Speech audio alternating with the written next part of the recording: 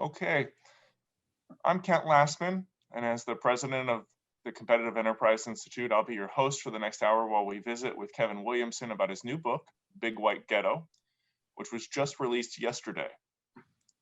And today I'm going to take care of a few administrative notes right at the top of our discussion. First, I want to make sure that you know we're recording the event today and we'll make it available on YouTube. If you're watching live, I expect you'll have something to say. So send me your questions for Kevin by using the Q&A button that you can find at the bottom of the screen, or by sending an email to events@cei.org. And finally, I'd like you to buy the book. You've probably come to this conversation because you know Kevin's range or his past work, or because you believe in CEI's approach to law, regulation, and the operation of a market by free people in a free society. So if you buy the book through Amazon, I encourage you to use the Amazon Smile program and designate CEI as the recipient of your goodwill. I'm sure for Kevin, every sale counts, and I know for CEI, every little bit helps. Just a quick word about our guest today. Kevin Williamson is a fixture in contemporary American letters. He's worked in the newsroom of a daily newspaper. He regularly provides political and social commentary. He's written it about he is written in the form of what I think of as nearly a lost art, something that used to be called criticism. And he's made a longtime professional home with our friends at National Review and at the National Review Institute. He's also the author of at least half a dozen books. Our ostensible subject today is, as I said, his latest, Big White Ghetto, Dead Broke, Stone Cold Stupid, and High on Rage in the Dank Woolly Wilds of the Real America. It's a collection of previous long-form reporting that were first published between 2008 and 2019. I hope that we'll also be able to touch on an essay he wrote for the Washington Post just this week, and I expect our conversation will focus on the book, but explain his subject, something he clearly has thought a lot about and investigates with an unsparing eye for detail, even uncomfortable details. Of course, I'm talking about America and the American life that often operates behind the scenes for too many people who populate the high-powered offices of the Capitol. So thank you for joining us. Thank you, Kevin. And from the background, can we guess that you're at home in Lubbock? And to get us grounded with the book, can you tell us about the selection of the stories that you tell? How did you pick these chapters to come together? You look at all sorts of different industries, regions of the country, even social pathologies. How did this come together? Yeah, well, I picked about twice as many as ended up in the book, of course, and then the publisher said, cut this down by half, and these are the ones that made the cut. I tried to find things that I thought would still be interesting 10 years from now or 20 years from now. You know, in journalism of the sort that I do, you write a lot of daily columns that are useful for the next 24 hours, maybe for the next 48 hours, and then they're completely overtaken by events and no longer relevant. But the kind of reporting that I get to do for National Review from time to time, where I'll go spend a significant amount of time traveling around a place, staying there, talking to people, and trying to get a real eyeball on what life is like there. I think that stuff lasts and continues to be of interest for some time. So there was a lot of stuff about poverty and addiction, because I think those are two poorly understood issues, and the culture that surrounds these issues is poorly understood. On the positive side, there's a lot about the energy industry, which I think provides an interesting point of contrast, because you have similar kinds of typically isolated, often rural communities where people are really doing quite well, and not just economically, but socially and spiritually and culturally as well. So it's a complicated picture. You know, we people involved in ideological disputes, which I try not to be, but I am inevitably, tend to tell ourselves stories about the world that confirm our priors, that have good guys and bad guys, and we know who the good guys are, it's us, and the bad guys are those other people. And we tend to grossly oversimplify the reality of American life and life around the world, although I didn't do any, include any international pieces for this one. And I think the value that reporting of the kind that I do provides, and maybe that lasts for a while anyway, is to complicate that picture somewhat and to give us reasons to understand that our notions can be simplistic and that we have to deal with the world as it actually is. So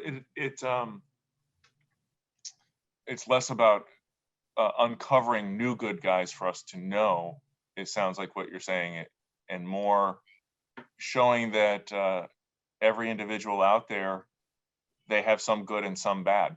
You know, some of the dire conditions that you report on, there are these sterling people, you know, that shine through and are really heroes of their community or of their industry. Tell us about some of the people that you met on this. It's almost got this sort of beatnik feel to it. You know, you're driving around either the oil patch or you're driving around Appalachia. There's a wonderful, colorful story on the Colorado-Nebraska border. Are there people that you've stayed in contact with or that stand out with you and you kind of carry them around in your mental pocket there? Yeah, some of them are every now and then the journalistic gods smile on you and just hand you a character, you know, someone who would be the sort of character you could make up for a novel or a movie or something, but they happen to be, you know, real people. So when I was writing about poverty in Eastern Kentucky and I stopped in Owsley County, which Owsley County gets a lot of journalists visiting it because the census often designates it as the poorest place in America. So, you know, the locals down there are like, yeah, we know this guy from the New York Times and the Washington Post was here last year and 3 guys from the Wall Street Journal. And so welcome, let us give you the tour that we've given a million times before. But the police chief down there is, would make a terrific movie character, I think, because, you know, Owsley County is this very isolated rural place. It takes a long time to get there. It's a beautiful countryside, you know, it's mountains and forests and all that kind of stuff. And it's very Kentucky, it's very Appalachian. And he is a New Yorker from Staten Island who was a cop, and he married a girl from Kentucky, and they eventually decided to relocate back there. And he likes the countryside better than he does New York. But he's got a bit of a, you know, Staten Island accent and this kind of, you know, New York way of looking at things and New York way of presenting himself and talking, and you're kind of aggressive in that traditional New York way. And he's not really a fish out of water because he's been there for a long time and he really really likes it. But it's like, you know, when I was growing up in Lubbock, Texas, one of my friends was a singer in a rock and roll band, and he was a Mormon immigrant from Nigeria. And just sort of, you know, it's an interesting confluence of things to turn up in a little town in West Texas. And so, you know, a cop from Staten Island who happens to be the chief of police in this sort of colorful and interesting Appalachian backwater is a fun story. What now is it Owsley County that you were describing there? Could you draw out these? I believe that's the locale where you tell the story of alternative currency in the form of cases of Pepsi, Pepsi Cola. Could you give us the kind of the parameters of that story? 'Cause there's follow up there, I think, to help people understand the type of reporting that you're doing. So Owsley County is very, very poor. It's overwhelmingly white, almost exclusively white, and has very, very high rates of welfare dependency. I forget the exact number, but it's 70 or 80% of households, something like that, receive some form of public assistance. And there are a lot of families there who rely on welfare of various kinds exclusively for their incomes. But this doesn't produce much cash income for most people. So the way the local economy works there is that people buy cases of soda with their food stamps, or we used to call food stamps that are now, you know, a card. And these are used as a form of local currency.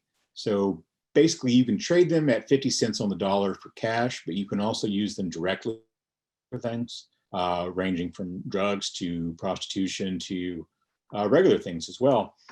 And so there are these cases of soda that have been around for years in some cases, just gathering dust, and they just trade hands from, you know, one shop to the next and from one household to the next. And it ends up being a kind of, you know, an ersatz currency. It's a sort of, you know, I call it hillbilly wampum. And I don't think they probably appreciate that very much, but I thought it was a good expression that kind of captures what it really is. So that, on one hand, that's kind of it's a funny, amusing story of people using cases of Pepsi for currency, but it also speaks to something I think that's worth understanding, which is that what people are really looking for there, if we take their revealed preferences as a guidepost rather than our calculation of their preferences, is some form of cash income. Because there are a lot of things that people need or desire, including bad things, I suppose, that aren't covered by traditional kinds of welfare support. And it's also, I think, just another testament to human innovation of various kinds. People will find out a way to make a market work, even if they've never used the word market in their lives in that sense. So, they've got essentially a local currency exchange market that launders welfare benefits into soda, and then from soda into regular consumer goods. It's kind of interesting from an economic point of view. And the discount rate of about 50 cents on the dollar. Yeah. So it suggests the program itself, the policy response, there's a lot of room there to make it better for these people, right? Yeah, it's a pretty inefficient system. I guess it's a great system if you're a grocery store owner, because they will buy and sell, I assume, the same case of soda a number of times over the course of the years that they're in the market at a 100% profit margin every time, since they're buying it at a half price, selling it at full price, and buying it back at half price. I take a pretty broad view of what I think can and should be done in terms of welfare support. I don't think that our problem is so much that we have constrained resources, although obviously resources are always constrained, but we have more of a problem of program design. I think that there are things that we could be doing for people that would make their lives better in a more efficient way, in a more predictable way, in a more effective way than our current model of doing things. So, the food stamps as currency thing points to two things. One is that people are looking for cash income, but it's also evidence of the fact that the food stamp program is not operating the way it should, in the sense that these people are receiving food support that they apparently don't actually need. What they need is some other sort of support. Well, and there's another story, I think, that illustrates a related idea about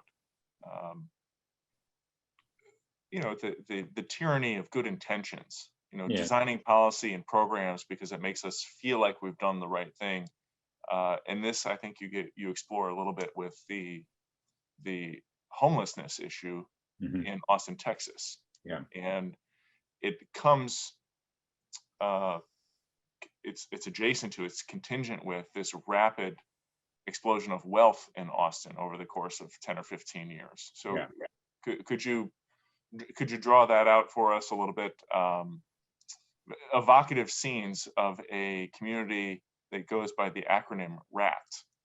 Yeah, Camp Rat. It was originally called Camp Abbott after our governor. So the governor of Texas and the mayor of Austin were for some time involved in this public fight over the situation with homelessness in Austin. Austin, for some reason, has a reputation for being particularly problematic when it comes to homelessness encampments. I don't actually think that it is. There are a lot of bigger cities in Texas that actually seem to have a worse problem. Dallas, probably Houston, maybe San Antonio. But so they went back and forth over this, and what they came up with was a solution that's not really a solution. There was a big piece of state land that I guess is owned by the State Emergency Management Agency, and it's, I don't know, 20 or 30 acres over on the in an area called Montopolis. And they just decided, well, this is where you can camp if you're a homeless person. So we'll just create this. We'll put a couple of emergency management agents there in a trailer to kind of keep an eye on things. And then this will be where you can set up camp or park your car or whatever it is if you're homeless. So we can kind of scoot them out of the public eye and get them out of the places where the tourists go and the nightlife is, and away from the university and expensive real estate and all the rest of it, and treat that as though it's a way of solving the problem. So first of all, of course, it obviously doesn't solve the problem for the people who were there, but it also didn't solve the problem in the rest of the city, which still has a lot of homeless encampments in various places. You know, these collections of 20 or 30 tents, and one of them is in this very trendy part of East Austin, which used to be a very poor, largely minority neighborhood adjacent to the University of Texas, which has been sort of rapidly gentrified. And so as you drive down the street there, the main road going through it, there's a long line of people outside of this fancy brunch place that sells $300 bottles of wine and that sort of thing. And then there's another long line of people in front of this truck that provides meals to the homeless. And they're both there on Saturday morning on the same street, sort of more or less facing each other. And Austin's really an interesting example of that for me. Well, I went to college there, so I know a little bit about the city. But because there was so much rapid economic and social change there so quickly, with the growth of the technology industry and other things that sort of were built on the intellectual and economic infrastructure of the university system and the state capitol. And so you see, people driving around in Bentleys, and which even as late as the 90s when I was there, I mean, you would have remarked on it if you saw it. It would have been such an unusual thing, but it's really pretty common now. And houses that sell for $15 and $18 million and that sort of thing. But still this persistent problem of homelessness and a real divide in the city between the relatively small number of people who are attached to this really thriving modern technology economy, and to government and to education and other things that are sort of attached to it, and the people who are not. Austin is, of course, a place that thinks of itself as being very progressive and very liberal, but it's very much a kind of dorm room liberalism. It's sort of upper class radical posturing that you get in Southern California, Austin, the Upper West Side of New York, places like that. In terms of dealing in a more serious way with the actual social problems they have there right in front of them, they're pretty quietistic. The other side of that, the other side of the dorm room liberalism, liberalism that doesn't get in the way of my very expensive coffees and brunches and things, I think there's a theme that I'd like you to try to speak to about some of these social issues that you covered in Kentucky, the drug rehabilitation programs in New Orleans that you write about, the homelessness in Austin, and the very powerful story about mobility. I'm thinking of the story you tell about Garbutt, the town of Garbutt. But it has to do with one of the ladies you interview for your reporting in Austin in this homeless camp, or in this area made available for homelessness. She's quite content. She's quite happy. Yeah, it describes herself as there's an agency question, right? There has to do, you write about how, I don't mean to cut you off there, but how the welfare benefits in these different examples that I've cited from your book, they make it just comfortable enough to stay on welfare.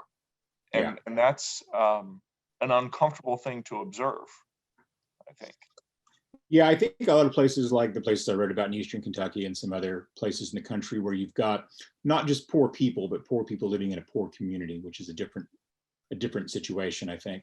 It's much easier to be a poor person in a relatively wealthy area because there's lots of social capital available to you because of the people you're surrounded by. But when everyone around you is sort of poor and disconnected, it's different. Yeah, so there's this lady who was living in Camp Rat, as they call it, which stands for Responsible Adult Transition Town. I'm not sure that the word responsible is entirely apt there, but that's what they call it. And she lives out of the back of a car and a tent that she has, and she's built a kind of fire pit in front of her establishment out of bricks and cinder blocks and stuff that she's found. And she's got a teenage daughter who doesn't live with her full time, but does spend weekends with her, who has, I guess, a car for her. And that's where she was. I'm not sure if she sleeps there or what. you can imagine, the teenagers were not eager to talk to me. Teenagers are very concerned about being embarrassed, and it must be a very socially difficult situation to have a mother living in a homeless camp. But this lady was a great example of the classic American delusional type, because she was, her plan in life was to enroll in this online entrepreneurship program and get a degree in entrepreneurship, which I think is a silly thing to get a degree in general, but okay. Because she had trouble holding a job, because she would describe herself as having a short attention span. You know, she likes to do new things, and doesn't feel like she'd be expected to be in a particular place at a particular time. And this was her plan, and she enrolled in this program, but then it was interrupted by the fact that, well, she doesn't have internet access, obviously, because she doesn't have, you know, a cell phone, or there's not a lot of broadband, you know, high-speed broadband in the homeless encampments on the edge of Austin, Texas. And rather than do something like get a job working at 7-Eleven, where she would actually have a reliable income, even if it was a very small income that certainly wouldn't make her comfortable, but would probably give her a chance to do something other than live out of the back of her car in a homeless camp. That sort of thing just either never occurred to her, or she was highly resistant to it when I suggested that maybe, you know, there was a different way for her to move forward in life. And that was the case for a lot of people that I met in that camp. There was another guy who was planning you know, career in sort of social media as an influencer, which I thought was another probably not exactly realistic expectation for a man in his 50s living in a homeless camp. But I think you're right that the availability of welfare support, which again, I should point out, I'm in favor of. In fact, in some ways, I favor a more generous welfare state than the one we have, although I think it should be better designed. But it does keep people just comfortable enough from making decisions that would shape their lives in different ways. And that's a big part of places like Owsley County, where most of the people who have any kind of skills or energy or education or a very strong desire and inclination to get those things, simply they leave. They're not there anymore. And the people who are left behind, or people who truly are left behind in a socioeconomic sense, who typically don't have a lot of skills, don't have a lot of education. Often they've got other sorts of problems, whether it's addiction or mental health issues or other things. And I refer to it as the sociological Salton Sea effect, which the smaller it gets, the more concentrated the toxins and pathologies become. So you end up with these places that have really, really, really serious social problems, because the only people who are left over are people who have serious problems.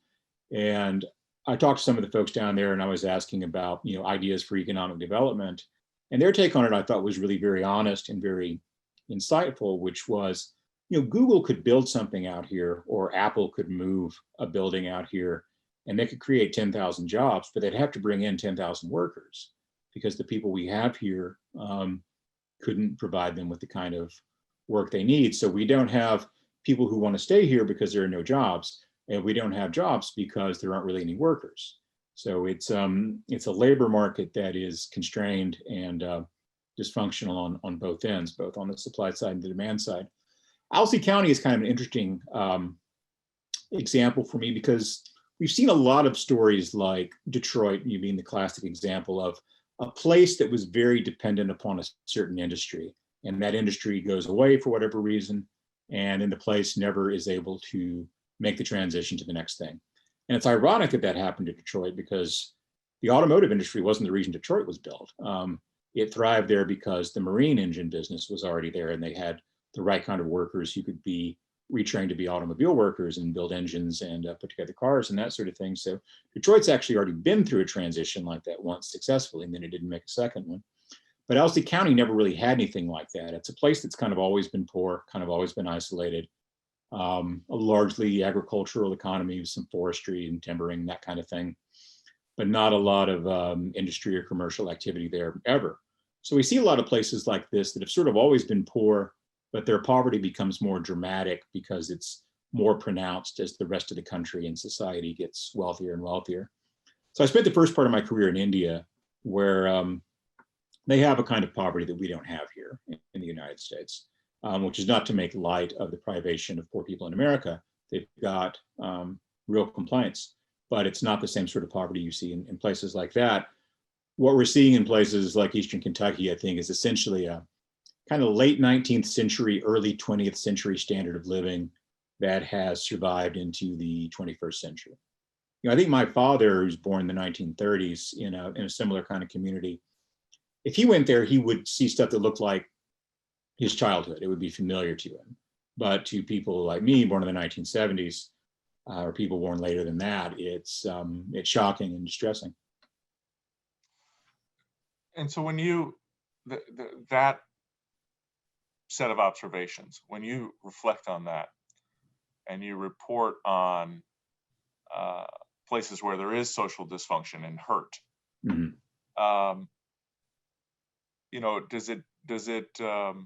Does it make you essentially optimistic or bring you down about America? I mean, Owsley County has people that they're okay. They're not thriving, but it's not the slums of Delhi. It's not the really severe problems that we hear about on the news about, civil war erupting over tribal disputes in Ethiopia this week. Yeah.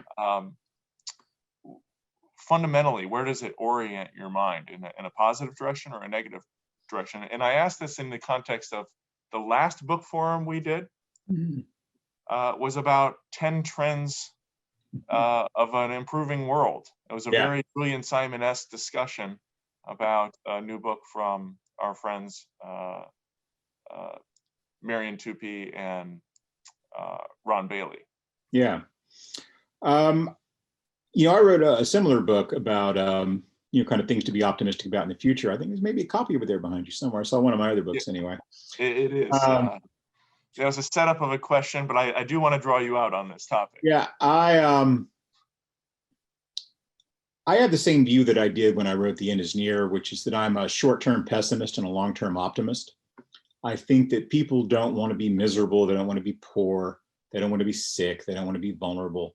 They don't want to have unnecessary material risks in their life. And we have a much wealthier world than we did even 10 years ago or 20 years ago.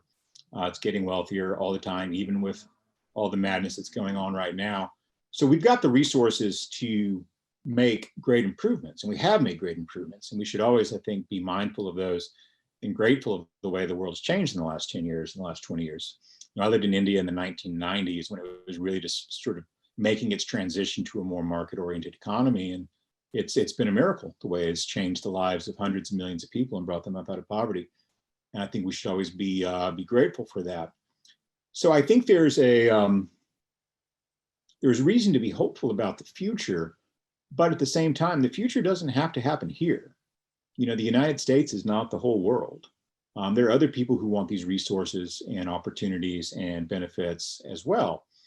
And I don't see this as a nation versus nation zero-sum kind of question. But there's every possibility that we could be nationally a sort of Owsley County, in the sense that we stagnate where we are while the rest of the world makes progress. And well, that would be essentially, Britain of the 60s and 70s, right? They lost talent, they lost energy, they did not thrive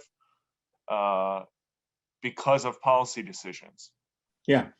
England's a great example of that, where, so many of their most talented and productive people left because they were essentially tax refugees.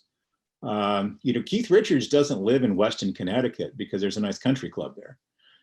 He lives in Weston, Connecticut because he's a tax refugee from the UK, and then he just kind of got used to being there and never relocated.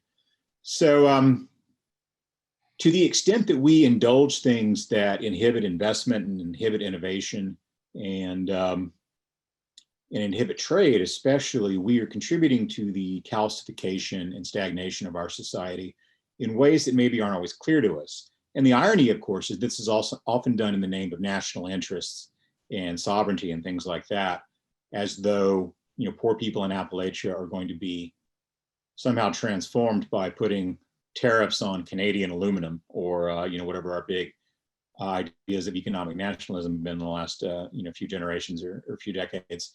It's a really silly way of thinking, and a really very short-term way of thinking, I think, too. And also, it's it's a nationalism without a real genuine sense of the national interest. It's a way of aggregating certain discrete parochial interests, this steel mill, that automobile company, this Right. aerospace company, that are all politically connected and influential. So what can we do for them, even if it costs the country as a whole, and even if it costs humanity as a whole? I noted with enough interest that I went and did something about it. You reference this Kentucky community went for Trump in 2016. I think it was like 83%. The county voted for to elect the president. Well, I went and looked just last month or recent election. What month are we in here? A couple weeks ago. His share of the vote actually went up by 4.5 points. So they voted more for him. And I was reflecting on that as I got to another story that you're almost segueing into is the upper Midwest is solidly in the category of Republicans or the president. And yet the story of the agriculture that you uncovered, you couldn't have a more free trade exposition than when I read about the soybean farmers in the upper Midwest. So what is it about the narrow kind of self-interest of a community when agriculture is hurt? Every business in town suffers, yet those are as crimson red as any state that we're going to find in this country. Yeah, how do I understand that? Farming's an interesting business because it is as high-tech and globalized as Google or Apple. A lot of people don't realize that. They think of farmers being a bunch of Elmers in coveralls, and digging in the soil and that kind of thing. That's not really what American farming looks like. And one of the great troubles of American life is that we think that trade is a switch you can just kind of turn on and turn off. And so we'll have, these tariffs on China, and we'll endure the retaliatory tariffs for some period of time. It'll be a few months, and then we'll switch it off and everything will go back to normal. But the investments that are necessary to create something like the American soybean business are mind-bogglingly large and complex. And the U.S. Soybean Producers Association had an office in Beijing for 25 years before they ever sent a single shipload of soybeans over there, because it took a long time to set up the necessary networks of buyers and logistics and transportation and the government things that have to be done. And they're not going to recover that. When the Chinese stopped buying American soybeans, they found other buyers or other providers. They found providers largely in South America, Brazil and Argentina, who had always been kind of complementary providers to the North American market because our growing seasons are different, because we're in different hemispheres. So all of that capital, all of those investments, all of that land, all of those tractors have been permanently devalued because they're now part of a American soybean export market that is smaller than it used to be, and is probably going to be smaller forever, or at least for the foreseeable future. They've permanently lost market share to that stuff. So these guys are these very worldly, sophisticated people. They'll tell you they're on the, a lot of them are on the first name basis with the French agricultural minister and the Chinese trade minister and all that, and they talk all the time, and they have a real sense of the complexity of things like container shipping, which turns out to be this wildly entertaining, complex story in and of itself. And they get people who don't know anything about their business, who think they're just, driving around in tractors and putting soybeans in trailers, who interrupt their business and do it for political reasons and cost them billions and billions and billions of dollars. But our politics is very tribal. And so there's a huge difference between what people I talk to there are willing to say on the record and what they're willing to say off the record. On the record, they're actually pretty critical of the Trump administration's trade policies, although in some ways generally supportive of its goals, because there are legitimate complaints to be had about China, although I think our attempts to deal with those have mostly been boneheaded. Off the record, they're pretty scathing. And as you can imagine, because you've got just a bunch of idiots who don't know anything about your business, screwing it up. And I often think of Robert Conquest's observation that everyone's a conservative about his own area of expertise, in the sense that, you know, we all appreciate the nuances and complexity and difficulties of the things that we actually know about, but we treat everything else in the world as though it's simple. I have a thing I call Williamson's first law of politics, which is that everything in the world is very simple and self-evident as long as you don't know anything about it. It reminds me of my favorite Department of Agriculture joke, and maybe. What's your second favorite Department of Agriculture joke? Well, that's not. This is a family audience. Okay. Right. We have students who tune into this, but maybe Williamson's law applies to me when it comes to regulatory reform, because that joke is, did you hear about the farmer down the way? He's really upset this morning. Oh no, what's wrong? Well, his point of contact at the Department of Agriculture died. Bada bing. We've got 66,000 people working in a bureaucracy when there's not quite that many people actually involved in the day-to-day work of agriculture today. Yeah. So regulatory reform seems really simple when it's all you think about every day. There is actually a lot of complexity to it. Yeah. Well, the same is true, you know, of trade. I used to be, and I'll repent of this for the rest of my life, but I used to be one of those guys who would say things like, well, we could have free trade agreements that were just one sentence on one piece of paper that says there shall be free trade between the US and Canada. But then you start looking at it, of course, it ends up being much, much more complex than that. And I'm ashamed of the simple-minded things I've written over the years about that. Well, shame's a good, it's a good emotion. It can lead to good outcomes. So maybe well, we all make mistakes, and the most dignified thing to do is to own up to them. Right, right. It can make us better in the future. Tell me about. I really want to hear about the giant robots. Yeah. These. So you were talking about a complicated industry, lots of interconnectedness. The robots operate with this sort of Revenge of the Nerds cast of characters that you described that is wonderful. So what is that all about? Yeah, that's good stuff. So there are two big pieces in the book about the energy industry. One's about fracking in Western Pennsylvania, and the other is about the oil and gas business in Midland, Texas. And Pennsylvania was really my first exposure to it. And, you know, growing up in Texas, I grew up close to that caricature of the oil and gas business, you know, the T. Boone Pickens kind of, you know, swaggering cowboy, wildcatter sort of thing, which is how that business used to be. And there's still maybe a little bit of an undercurrent to it, but essentially it is, as you said, Revenge of the Nerds. It's a business now that's run by geologists and engineers and finance guys. And they all, environmentalists. Environmentalists too, yeah. These are people that care about environmental outcomes.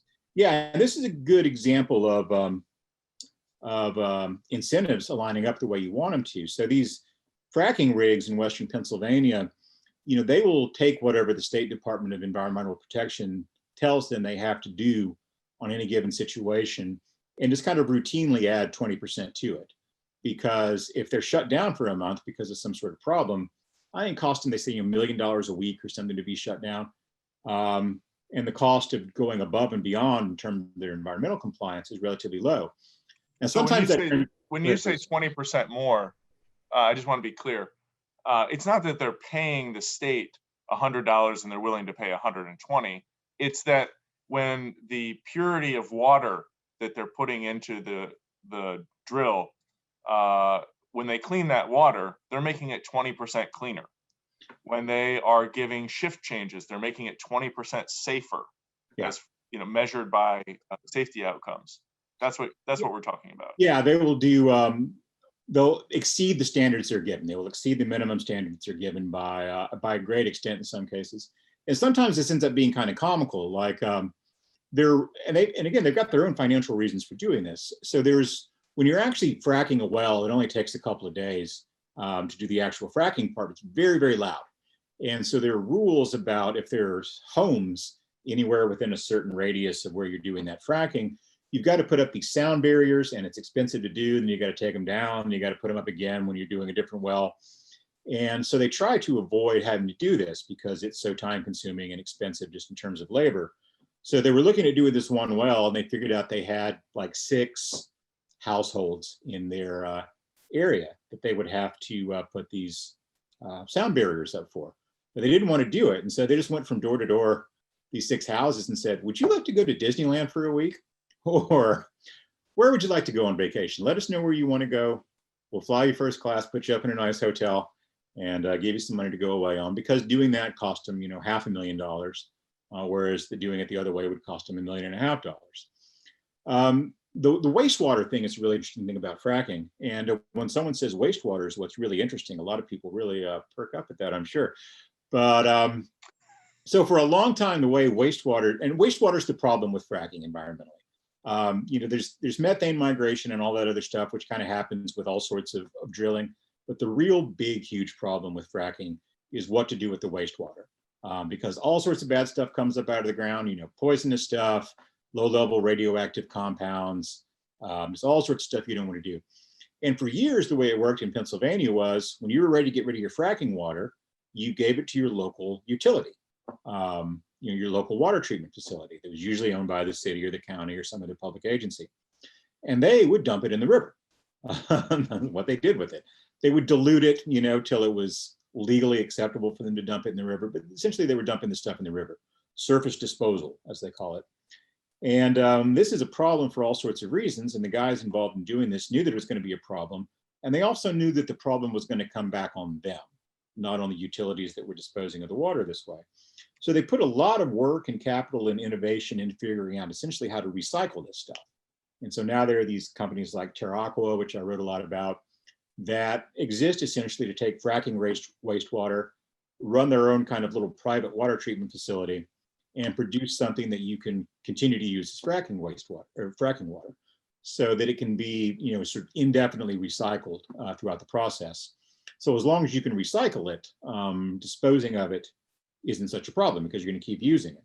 And then eventually it gets to the point where you have to, either because you're closing up operations in that area or for some other reason, dispose of it. And they've come up with some ways of dealing with that too through deep well injection and some other things. But the level of innovation that goes into this is amazing. And the thing that I thought was particularly cool about that you mentioned was these gas drilling wells and the rigs they use to drill them are these enormous things that are 90, 100 feet tall, and they take a long time to put together and to take down. But often where you're drilling from one well to the next well is only maybe a few hundred feet away. And it's really inefficient to take this whole thing down and then move it 200 feet or 400 feet or whatever and build it again.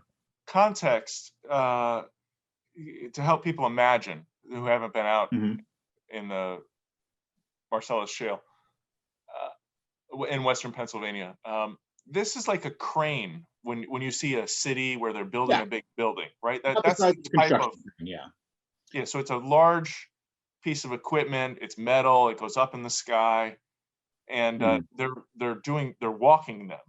Is that right? Yeah. So what they did, instead of having to take them down and rebuild them every time, is they started putting giant robot feet on them. And so they've had some, robotics genius figure out a way to do this. And so instead of taking them down and rebuilding them, they just tell it where it needs to go, and it will very slowly kind of walk across the landscape until it gets to the place where it needs to be, and then it sits down and drills again. So we've essentially built, not just gas wells, but these 100-foot tall giant robots that walk around Western Pennsylvania and drill from place to place. And I think that's just a fun, interesting story. And it was pretty cool to watch. Now, I want to rewind for a moment, but just as a sidebar, because I know you are a cultural critic and a consumer of media. There's a wonderful film animation called The Robot that this whole discussion reminds me of. That Brad Bird made it early in his career, and you ought to look it up someday. It's a nice libertarian themed film that if you don't know it's libertarian, that's just fine. But I do, like I said, I want to rewind for a moment because there's a whole market. Oh, I'm sorry, I'm being corrected. from the magic of my screens here. It's the Iron Giant. Oh, the Iron Giant, yes, I quite like. Yeah. I've misremembered it as the robot. Faulty memory. But I want to rewind because the wastewater that you describe, this whole process, I think there's something really important here to name. We don't have to over-explain it, but we need to be cognizant of it. An entire economic set of activities, an industry emerged to take what had been pollution, which had been waste or a byproduct, an externality in the terms of Coasian economics, and turn it into something positive. It's not just that the frackers want to recycle the water because it helps with their environmental compliance. It's also better business for them. Yeah. Right. So everybody comes out ahead because of the emergence of this new economic activity, and it gives us a cleaner environment. It gives us better access to energy. There's more people working in the recycling business, the Terra, Aquaterra team that you talked about. So that, I think that's a really important, instructive element there, just to name before we move on. Yeah, it used to be a waste, and now it's an input. And it's an input. Yeah. And your reporting shows some of these firms, typically they're recycling in the neighborhood of 75, 80% of their water, but some of them are much more than that, 90 to 100% of their water, depending on location and such. And socially, this is an interesting story too. And this is more part of the Midland story, but it really does change a place where you can be a 21-year-old guy with a high school degree and go get a job that pays you $95,000 a year.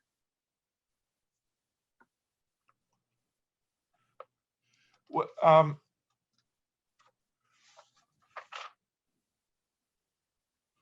trying to link that to one of my questions here from our audience, and I'm suffering. I'm not getting that done. So let me just ask you the question. It comes in from Alan, which is a reminder to me to encourage people, if you have questions for Kevin, make sure to hit the Q&A function at the bottom of the screen there. Alan writes that it makes no sense, perhaps, for Google to put 10,000 people in a poor community without a lot of social infrastructure. But shouldn't something smaller and more tailored make a lot of sense? And do we see that sort of, I would just add to the question there, your book gets into some of the destruction on the creative destruction side of things when it comes to communities. Yeah. The hollowing out, those with motivation or ambition leave behind the people that are least suited to operate in a low social capital environment. What about the creative side of things, not just the destructive side of things? Yeah, I think that in some cases, it's okay to let a community die. There are great cities of antiquity that don't exist anymore, places that were along the Silk Road that aren't there anymore. And their reason for being ceased to be, and they stopped being there. It's an unsentimental way of looking at things, but I think it's a necessary way of looking at things. I think that our policies should be oriented toward people and not toward places. So there are people who live in some of these isolated places that it's hard for me to think of what a good investment there would look like. I mean, you couldn't really do manufacturing because we're not talking about places that are off the highway. We're talking about places that are off a road, that are off a road, that are off a road, that are off a road, where it takes 3 hours to drive, 100 miles. So bring stuff in or out very easily. You don't have a lot of workers there to start with. The kinds of, I suppose you could build call centers there, maybe, or something like that. But we seem to be pretty saturated with the call center market already. So there's not, to me, an obvious way of doing this. And of course, if there were an obvious way, we'd all have central planning that worked. But we don't have that.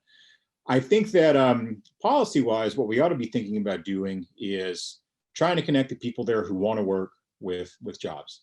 And in most cases, in places like that, it's going to mean relocating them. I think we should just be forthright about that and start repackaging some portion of unemployment benefits as relocation benefits, because it can be very difficult for people to move to a new city, even if it's only an hour or two away, to take a new job because moving costs money. It costs money to get a new place, either to buy a home or to, put a deposit down on an apartment and pay movers and rent the U-Haul and all that stuff. And I know because I've done this a few times in my life, and I did it when I was broke, and it was terrible. It's no fun. But in Eastern Kentucky, these people are 2 or 3 hours away from Toyota factories and things like that. There are jobs to be had, but there's no easy way to get there. And the truth is, they're probably going to have to move. And I think we should just admit that and go with it. And that housing voucher or that travel voucher, I'm thinking of a program design out of a place like the Housing and Urban Development Department. That would require a lot of trust that most people, when given this opportunity with resources, would make decisions in their self-interest, right? Yeah. And that sort of paternalism is not pervasive at our government agencies. Yeah, I think that maybe a good way to go about dealing with that, and I've thought about this for a while, and you're right, there's some really thorny program design issues there. I'm more than most people, and certainly more than most libertarians, kind of a fan of corporate paternalism of various kinds, the old, company town model of things. That certainly had its downsides, but there are some wonderful upsides to it too. And I think that we can probably do things to encourage employers to take a stronger hand in doing this. Create certain sorts of incentives for employers to say, well, we're looking for 50 people to do X, Y, and Z job, and we can only find 30 locally. What if we move 20 people here from the surrounding 200-mile or 300-mile radius? What if we offered them relocation vouchers? How might the government encourage that? And I think there are probably some ways to go about doing that. My grandfather worked for Phillips Petroleum, and he lived in a town called Phillips, Texas. And he was a groundskeeper essentially. And again, the company town has a bad rap, but there were some great things about it for a family like that, for working class people. They had a house that cost $74 a month or something like that. The company paid for the operations of the high school just out of its own budget. There weren't any school taxes or anything like that, and they did a pretty generous and nice job of it. Now that's not there anymore because Phillips Petroleum is a different kind of company than it used to be. But I think there are real opportunities there for various kinds of productive corporate paternalism. If people are exploring that idea and looking into that, I think it's instructive for them to remember when you say there's some pretty good things, it's not maybe in absolute sense. The housing might be lower quality than the people thinking through that problem enjoy today, but the operative question is compared to what? Yeah. It's compared to the homeless encampment, or it's compared to the community where we have other social pathologies, the drug, the overdose problems that you write about. So the compared to what? Corporate paternalism doesn't sound wonderful to me, but compared to government paternalism, it's a better alternative. I want to ask a couple quick questions about your work, your chosen career as a man of culture and writing. We have a question here from Nathan. He asked if there's anything you're watching or listening to, what you're reading now, that you find instructive because of its quality or for what it has to say about the moment that we're living in today. Well, the book in front of me, as we were talking about earlier, is this book on AI research in China and Silicon Valley by Kai-Fu Lee, which is a pretty interesting book. I don't watch a lot of quality television of any kind. If I'm going to sit down and watch television, I'm apt to turn on reruns of Justified and things like that. Well, Justified's high quality television, don't get me wrong, but it's high quality television from years ago that I've seen a lot. My wife is watching The Crown, that sort of thing. So I don't have any particular insight onto that. I tend to be really culturally isolated. I lead this kind of weird neo-Victorian life where I'm reading 19th century novels, and and political books from the 1940s and 1950s. I've never watched a Fox News show all the way through. I don't watch cable TV, cable news, that kind of stuff. I don't keep up with things on that kind of basis because that's not the kind of journalism I do. So I don't need to. And I also get my news from reading rather than watching it. So I'm a newspaper reader rather than a television watcher. So often there are people who are in the news who are quite well-known names, but whose faces I couldn't pick out of a police lineup. Well, let's hope they stay out of the police lineup. Well, some Tell of them me. need to be in the police lineup, Kent. Okay, fair enough. Tell me about the blacksmith quote, the dedication to your new book, Jay Nordlinger. Oh yeah. Il Miglior Fabbro. That's from well, it's from two sources actually. There's no point in writing a book unless you can make a pretentious literary gesture. And that's what that is. So Jay is a dear friend of mine and someone who has been a great help to me personally and professionally. And is a wonderful writer and a gifted journalist whose own books I think are just criminally underappreciated. His book on the history of the Nobel Peace Prize is fantastic. And he wrote a wonderful book called Children of Monsters, which is about the sons and daughters of people like Stalin and other dictators throughout history.